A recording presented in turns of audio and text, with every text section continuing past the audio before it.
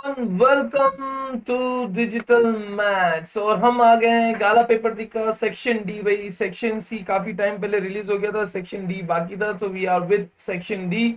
जल्द से जल्द पेपर 4 पेपर 5 भी कर देंगे ताकि साइंस सेक्शन खत्म हो। और मेरा प्लानिंग है कि one shot revision of each and every chapter. भाई साइंस का तो विल सी, बट मैथ्स के सारे वन शॉट रिवीजन हम लोग को करना है। विल ट्राई एंड कोशिश करेंगे कि साइंस का भी शॉर्ट नोट्स, इंपॉर्टेंट क्वेश्चंस लेके आ जाएं। सो जल्दी से जल्दी हम लोग करेंगे। Let's begin. Try to go with section number D. First question, describe the preparation of sodium hydroxide with diagram and write its two uses.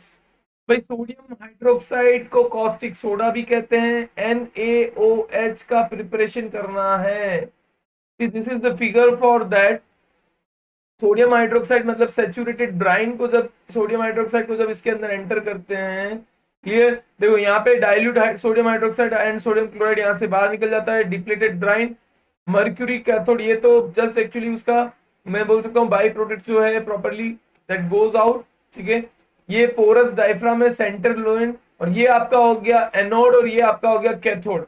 तो cathode that is negative ion, anode that is positive ion. Clear. Saturated by brine जब हम लोग डालते हैं तो क्या होता है कि यहाँ पे HCl जो हाइड्रोक्लोरिक, पर्टिकुलर मैं बोल सकता हूँ कार्बन एनोड के साथ ये रिएक्ट करते हैं सोडियम हाइड्रोक्साइड।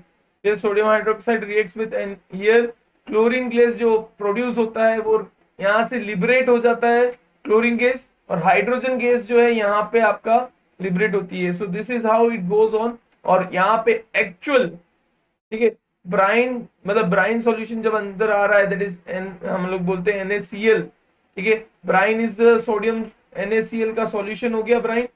वहां से जब ये रिएक्ट होता है क्लोरीन गैस निकल जाती है, वो H2O हाइड्रोजन के साथ मींस वाटर के साथ रिएक्ट होता है एंड OH आयन जो यहाँ पे प्रेजेंट है वो सब रिएक्ट होके आपको बना के देता है sodium hydroxide and sodium chloride का मिक्सचर होता है। बट सोडियम हाइड्रोक्साइड उससे हम लोग अलग कर सकते हैं। क्लियर।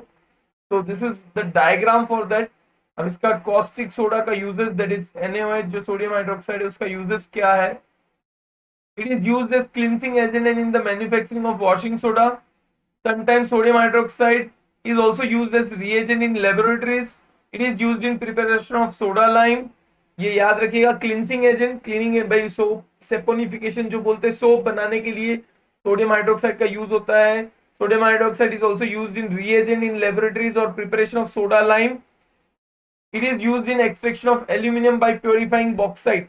बॉक्साइट को प्योरीफाई करके एल्यूमिनियम एक्सट्रैक्ट करने के लिए भी हेल्पफुल होता है। प्रिपरेशन की बात करें तो it is a steel tank that is rectangular. ठीक है, जैसा कि आपने देखा, ebonite is line inside the tank, titanium acts as an anode and layer of mercury at the bottom of the tank act as cathode. ठीक है, यहाँ पे जो मर्क्यूरी की लेयर होती है that acts as cathode, mercury cathode. ठीक है, उसकी जो है वो कैथोड एक्ट करता है। टिटेनियम जो है वो एनोड के तौर पे एक्ट करता है। It goes on.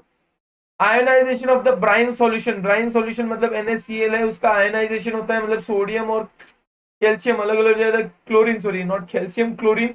क्लोरीन जो है नेगेटिव आयन वो जाता है एनोड के पास, और Na जो है वो positive ion which goes to the cathode. ठीक है, वो इस तरह से रिएक्ट करता है। 2NaCl gives 2Na plus 2Cl minus। when the brine solution comes in contact with electric current, ठीक है, NaCl जब इलेक्ट्रिक करंट के कांटेक्ट में आता है, ionization takes place, as a result positive and negative ions move towards the electrodes। as जैसे कि बताया, क्लोरीन नेगेटिव है तो एनोड के पास जाएगा, और Na positive that is goes to cathode. ये इस तरह से आपका आगे बढ़ता है। Sodium ion gets deposited at mercury cathode, forming a sodium amalgam. Chlorine ions moves towards the anode and exit the cell from the top. Reaction at anode, 2Cl minus gives Cl2 plus 2 minus, मतलब electron release कर देता है cathode पे और वो chlorine बन जाता है। Clear. And reaction at anode पे, सॉरी नॉट कैथोड, एनोड के ऊपर, ये this is at anode. Reaction at cathode, cathode पे क्या होता है, तो 2Na प्लस जो इलेक्ट्रॉन है वो गेन करता है और वो बन जाता है sodium. Formation of NaOH. The amalgam formed is then transferred to another chamber called denader.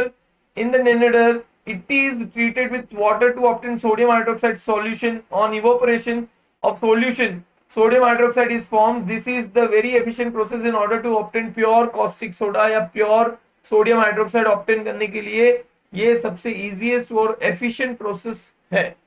I hope it is clear. You have to write in the manner which I have written. Next, write the chemical name, molecular formula of bleaching powder. Bleaching powder देखो CaCO, CaCO Cl2. Bleaching powder CaOCl2. Clear? और baking soda that is NaHCO3. तो यहाँ पे लिखा है bleaching powder is commonly known as calcium hypochlorite CaOCl2 and its chemical formula is CaOCl2, and baking powder is the common name for sodium bicarbonate that is NaHCO3. ठीक है, ये आपका जो नेम था वो हो गया. Then it is known as state the chemical properties of. तो ब्लीचिंग पाउडर, बेकिंग सोडा, उनका केमिकल नेम भी हमने लिख दिया, मॉलिक्यूलर भी हो गया. ठीक है, now state two chemical properties of acid with chemical equation. Now, chemical properties of acid. Acid reacts with active metals to give hydrogen gas. और जब मेटल के साथ रिएक्ट करते हैं तो मेटल सॉल्ट भी बनाता है. Zinc plus H2SO4 gives zinc sulphate. देखो, एसिड जब मेटल के साथ रिएक्ट करता है तो एक तो मेटल सॉल्ट बनता है, मेटल सॉल्ट, और मेटल सॉल्ट के साथ साथ बनता है हाइड्रोजन गैस रिलीज होती है. तो व्हेन जिंक ग्रेन्यूल्स या जो भी रिएक्ट करता है H2SO4 के साथ, तब then acid reacts with base to give salt and water. Same reaction, लेकिन एसिड और जब बेस रिएक्ट करते हैं न्यूट्रलाइजेशन रिएक्शन कहा जाता है. When acid reacts with base, it is a neutralisation reaction. ये सॉल्ट बनाता है प्लस वाटर रिलीज होता है. इससे पहले हाइड्रोजन गैस रिलीज हो रही थी, यहाँ पे क्या रिलीज होता है, वाटर रिलीज होता है. क्लियर? तो water is release. Next reaction देख लो, NaOH plus HCl gives NaCl. देखो सब में नेम लिखना, मैंने यहाँ पे नेम लिखा नहीं है, but you should write the names, at least name लिखना है. ठीक है, यहाँ पे ये ब्रैकेट हटा देना, मैं ये ब्रैकेट का कंफ्यूजन था, just remove this bracket. CaOCl2 just होता है. Okay, now acid reacts with metal oxide to give salt and water. Metal oxide actually जो हमने फर्स्ट चैप्टर में पढ़ा था, या metal oxides are basic in nature. So same जो base के साथ न्यूट्रलाइजेशन रिएक्शन होता है वो यहीं पे भी होता है. Copper oxide reacts with H2SO4 acid give CuSO4 plus H2O. तो बेस जब मेटल ऑक्साइड के साथ रिएक्ट करता है एसिड, तो वो बेस की तरह एक्ट करता है metal oxide, and it forms this way. Clear? चलिए, so this was about caustics, we can say properties of acid, and उसके बारे में हमने डिटेल्स देखी. What is homologous series?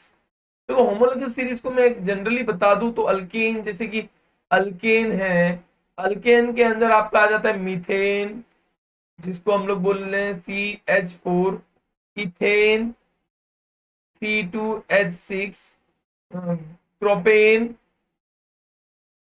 C3H8. इस तरह से अगर मैं डिफरेंस देखूं तो इन दोनों के बीच में आता है डिफरेंस CH2, क्योंकि देखो दो कार्बन है तो एक कार्बन CH4 CH6. इन दोनों के बीच में देखो तो CH2. तो देखो सबके बीच में कॉमन डिफरेंस CH2 का ही है. तो that series which has the same common difference is known as homologous series. जैसे मैथ्स में अरिथमेटिक प्रोग्रेशन देखते हो ना, वैसे ये homologous series है. तो homologous series is a series of compound with similar chemical properties and same functional group differing from the successive member by CH2. जो सक्सेसिव मेंबर, इसके बाद वाला मेंबर, उससे CH2 से डिफरेंस होता है.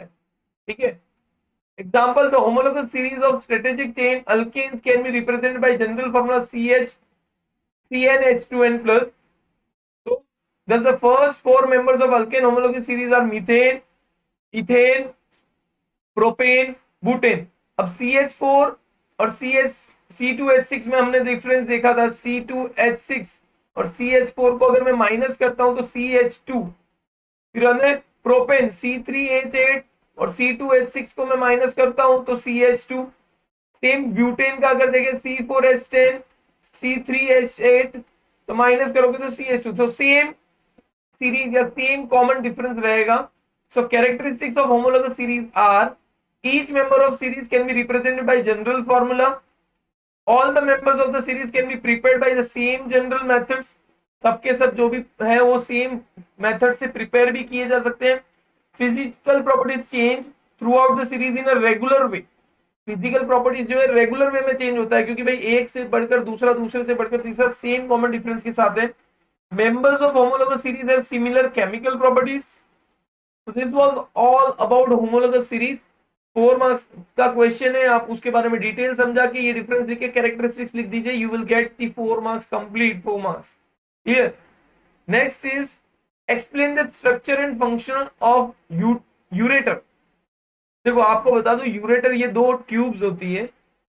This two tubes are known as ureters.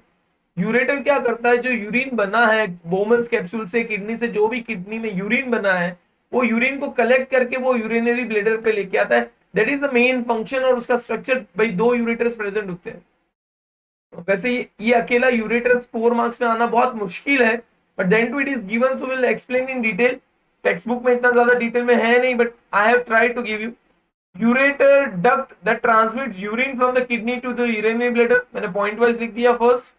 Then there normally is one ureter for each kidney. एक kidney का एक यूरेटर मतलब टू किडनीज का टू यूरेटर. मतलब in our excretion system there is a pair of ureter. pair of ureter मतलब two ureters. Each ureter is narrow tube that is about 12 inches 30 centimeter long. 1 feet कह सकते हैं, 12 inches कह सकते हैं, 30 centimetre long होती है एक ureter. A ureter has a thick contractile walls and its diameter varies considerably at different points along its length. तो उसकी डायमीटर पूरी लेंथ में अलग चेंजेस होते रहते हैं. Clear. The tube emerges from each kidney, descends behind the abdominal cavity and opens into the bladder. Bladder that is urinary bladder. Kidney से emerge होके यूरिनरी ब्लेडर में ओपन आउट होता है, ताकि जो भी यूरिन है वो यहाँ पे यूरिनरी ब्लेडर में इकट्ठा कर सके. At its termination, the ureter passes through the bladder way in such way that wall in such a way that as the bladder fills with urine, these terminal parts of the ureter tends to close. जैसे urine bladder में चला जाता है तो ureter का जो opening है वो क्लोज हो जाता है. That tends to close out. This is all about ureter. उसका फंक्शन, उसका डायग्राम हमने शो कर दिया है. 4 मार्क्स में अकेला यूरेटर बहुत मुश्किल से पूछा जाता है, बट इट वाज आज एज पर द गाला, तो हमने उसको ट्राई किया कि उसको मैं अंदर ऐड कर सकूं. Give the difference of autotrophic nutrition and heterotrophic nutrition. भाई आपको पता ही है, ऑटोट्रोपिक मतलब खुद फूड बनाने वाले, हेटेरोट्रोपिक मतलब किसी के ऊपर डिपेंड होने वाले. ऑटोट्रोपिक में प्लांट्स आ जाते हैं, हेटेरोट्रोपिक में सारे एनिमल्स और सब कुछ आ जाते हैं. ऑटोट्रोपिक्स के बाद क्लोरोफिल होता है ताकि फोटोसिंथेसिस कैरी ऑन कर सके. हेटेरोट्रोपिक के पास कोई क्लोरोफिल प्रेजेंट नहीं होता कि फोटोसिंथेसिस कैरी ऑन कर सके. This are the difference. यहाँ पे बेसिक डिफरेंस मैंने मेंशन किए हैं. It occurs in green plants and some bacteria. It occurs in animals and fungi. In such mode of nutrition, food is synthesized from inorganic components CO2 and H2O. In such mode of nutrition, food is consumed from other organism. मतलब किसी और के ऊपर dependent होते हैं. Photosynthesis is important process for the autotrophic nutrition. Food digestion is important for such nutrition. Food digestion. तो कोई भी दो आप पॉइंट्स लिख सकते हो, वैसे ज्यादा लिखो तो भी कोई दिक्कत नहीं पड़ता है, but at least 2 you should write. Explain excretion in plants. Plants में आपने देखा एक्सक्रीशन, जो लीफ होती है, what ever the leaf it is present. जैसे कि लीफ होता है, आपको पता है धीमे धीमे येलो कलर फॉर्म होके वो लीफ गिर जाती है, it falls down. So that is one way of excretion of plants के. जो भी डेड ऑर्गेनिज्म या जो भी हमारे काम की वेस्टेज चीजें, वो सारी की सारी उस लीफ में आ जाएगी, इकट्ठा हो जाएगी. And you might have observe gums on the plants. Bark, tree के बार्क पे गम्स ऑब्जर्व किया होगा. That is also resins and gums. That is also one type of excretion over there. So here the excretion in plant, unlike animals, the plants do not possess any special organ system for excretion. However, the plants excrete their waste in different ways. O2, oxygen is produced during photosynthesis by green plant, is set free directly in the atmosphere. तो ये एक तरह का excretion ही हुआ, oxygen excrete करना. Plants remove surplus water by the process of transpiration through the stomata. Stomata के through पानी जो एक्सेस वाटर है उसको रिमूव करता है, that is excretion. Sometimes plants store certain waste in the cells of their leaves which are ultimately shed off. जैसे कि पेड़ के पत्ते ग्रीन हो जाते हैं और वो गिर जाते हैं, दैट इज द थिंग कि जो भी वेस्टेज चीज है वो वहां पे स्टोर करके फिर उसको fall of. Certain plants store waste in the cellular vacuoles of their cells. Other waste products such as resins and gums are stored specially in all xylem. मतलब जो सूखे पेड़ जो होते हैं एकदम ब्राउन कलर के कड़क हो जाते हैं, वहां पे आप रेजिन्स और गम्स देखेंगे. Plants excrete some waste substance into the soil around them. So these are the excretion in plants. Clear? I hope आपको समझ में आ गया होगा. प्लीज भाई प्लेबैक स्पीड फास्ट और स्लो कर सकते हैं, और डिस्क्रिप्शन के अंदर पीडीएफ भी आपको मिल जाएगी अब से, क्योंकि ये सेक्शन डी था. Will get the PDF. Explain the reflection of light through the triangular glass prism. Glass prism के थ्रू आपको रिफ्लेक्शन एक्सप्लेन करना है. तो आप देखो डायग्राम आपके सामने है, 2 पॉइंट्स हैं. देखो मैं इसको थोड़ा सा कलर ऑफ पेन चेंज करके, ताकि पता चलता रहे मुझे क्या बताना है. सी 2 सर्कल आई एम पुटिंग. ये दोनों जगह पे मीडियम्स अलग अलग हो रहे हैं. एक यहाँ से रेयरर मीडियम है, मतलब एयर है, और यहाँ पे ग्लास प्रिज्म आ जाता है, मींस डेंसर मीडियम. फिर वहां पे डेंसर से rarer. This is how it goes on. तो इंसिडेंट लाइट जब ई गिरता है, तो वहां पे रेयरर से डेंसर मीडियम आ रहा है, तो वो नॉर्मल जो लाइन है उसकी तरफ towards the normal it bends. फिर जब वापस इस पॉइंट एफ पे आता है, तो डेंसर से रेयरर जा रहा है, तो अवे फ्रॉम दी नॉर्मल. तो अल्टीमेटली जिस डायरेक्शन में जा रहा आया था उसी डायरेक्शन में वापस चला जाता है. देखो सेम भाई, सपोज इस डायरेक्शन से आया था तो इसी डायरेक्शन में वापस चला गया, but there is a deviation. भाई जो ट्राइंगुलर ग्लास प्रिज्म के शेप की वजह से जो डेविएशन मिलता है, दिस इज हियर. देखो ये स्ट्रेट अगर रिफ्लेक्शन नहीं होता तो इस तरह से वो लाइट पास ऑन होता, तो ये dotted, this is your angle of deviation. इतना डेविएशन उस लाइट के अंदर आ जाता है, जो ये फिगर में मैंने मेंशन किया. Now you have to write the points. Procedure: fix a sheet of white paper on a drawing board using drawing pins. Place a glass prism on it such a way that it rests on its triangular base. Trace the outline of the prism using a pencil. ठीक है, ये सब कुछ prism की outline वगैरह बना दी. Draw a straight line P inclined to one of the reflecting surface, say AB of the prism. ठीक है, इसके ऊपर आप, ये हमने एक इंसिडेंट लाइन बनाई. फिक्स 2 पिन से point P and Q on the line PE as shown in the figure. इस तरह से आपको पूरा रिप्रेजेंट करना है, फिगर बना देना है. प्रोसेस है, पहले मैंने एक्सप्लेन किया, ये फिगर है. नाउ उसकी details. A ray of light is entering from air to glass at the first surface AB. The light ray on the reflection has bent towards the normal. Towards the normal जाएगा. Then at the second surface AC, जो मैंने बताया AC ये वाला surface, यहाँ पे the light rays has entered from glass to air. Hence it has bent away from the normal. Normal से दूर आ जाता है. So due to this, compare the angle of incidence and angle of reflection at each reflecting surface of the prism. The peculiar shape of the prism makes the emergent ray bend at an angle to the direction of incident ray. This angle is called angle of deviation. और ये shape की वजह से जिस ray incident ray की जिस angle पे आई थी उसी एंगल पे इमर्जेंट रे निकल जाता है, and that angle is known as angle of deviation. I hope diagram procedure और लिखना है आपको इस तरह से, तो आपका पूरा क्लियर हो जाएगा. Just you have to write it down. सब लोग बोलते हैं सर बड़े आंसर्स हो रहे हैं, तो you can write form in your own words. Just it is to remember. जितना ज्यादा आप पढ़ोगे उससे ज्यादा कंटेंट ज्यादा चाहिए, ताकि उसको एटलीस्ट लिख सको. ऐसे तो हम है नहीं कि सारा का सारा पढ़ लिया, सारा का सारा याद हो जाएगा, but it should be up to the level. What is a solenoid? Discuss the magnetic field due to current carrying solenoid. Solenoid coil of wire होता है. ठीक है, कॉइल ऑफ वायर, इस तरह से कॉइल ऑफ वायर होता है, that is known as solenoid. और अगर इसके अंदर मैं एक सॉफ्ट आयरन का पीस रख दूं, तो it becomes a magnet. So that is known as solenoid. तो यहाँ पे देखो, magnetic field due to current in a solenoid. ये देखो सोलेनॉइड है, उसके अंदर सॉफ्ट आयरन डाल दिया है. A coil of many circular turns of insulated copper wire wrapped closely in the shape of cylinder is known as solenoid. पहले तो solenoid पता चल गया. Then the pattern of magnetic field in solenoid are similar to bar magnet. One end of the solenoid behave as a magnetic north pole while the other behave as south pole.